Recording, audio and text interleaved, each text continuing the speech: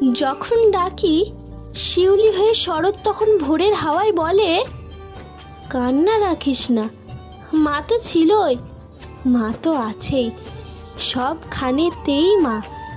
যখন ডাকি মা, সহস্র চোখ, বিপন্ন মুখ, দু হাত তুলে বলে, মায়েরে খুঁজিস না।